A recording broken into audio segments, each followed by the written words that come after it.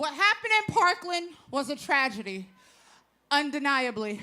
17 lives lost at the hands of domestic terrorism. For communities of color, we know about this all too well. For years, our young people have marched, screamed, and protested Black Lives Matter, and the response was silence. Well, I'm here today to tell you silence is violence.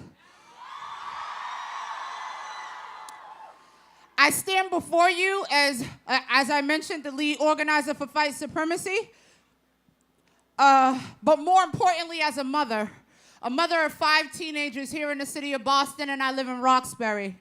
I'm an activist, and every day I fight to protect Black and brown students against gun violence. In communities like Dorchester, Roxbury, Mattapan, Hyde Park, Rosendale, Jamaica Plain, where oftentimes gun violence plagues our communities and it goes unheard. Today, I stand for Roxbury. I stand for Dorchester. I stand for Rosendale. I stand for Jamaica Plain. As a mom, I've had the horrible opportunity to be standing next to my son as someone tried to kill him on 2 separate occasions. And had the gun not jammed, we will be having a different conversation today. I also had the undesirable pleasure of my house being a crime scene. If it were not for the fact that I fought like hell, this would be a conversation similar to so many moms and dads who have lost their children. There are mothers, fathers, grandmothers from communities of color who were not as fortunate as myself. So let me read some data to you guys when it comes to the violence, specifically gun violence, that plagues the city of Boston. From January to March today, there have been 24 shootings, 24 non-fatal shootings, 9 homicides, for a total of 30 altogether. 30 altogether. That means that from January until the day you guys are standing out here, there's been 30 shootings that have went unheard in communities of color.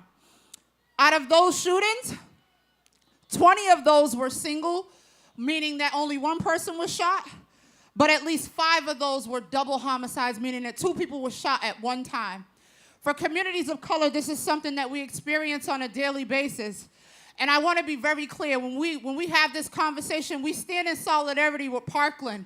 We stand in solidarity for all the communities, but more specifically, I'm a Black woman before I'm anything. And so I stand for communities of color.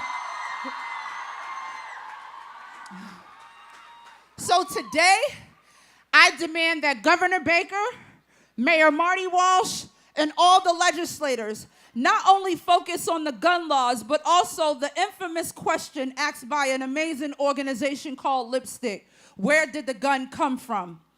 When we have tainted meat, we're able to track that meat to the warehouse it came from, how many stores distributed that meat, and how many people will be affected. The fact that we are unable to do this with guns is deplorable. Legislation is not the only answer for communities of color, because all the guns that plague our communities are illegal. We are very cognizant that Black and brown people are deemed guilty and dangerous before we're seen as people and human beings or victims. I implore, better yet, demand that as you stand here today in solidarity with these amazing young people, you remember that less than 2 miles away, there are Black and brown students dodging bullets as they make their way to school. So today, those are the lives that I march for. Thank you.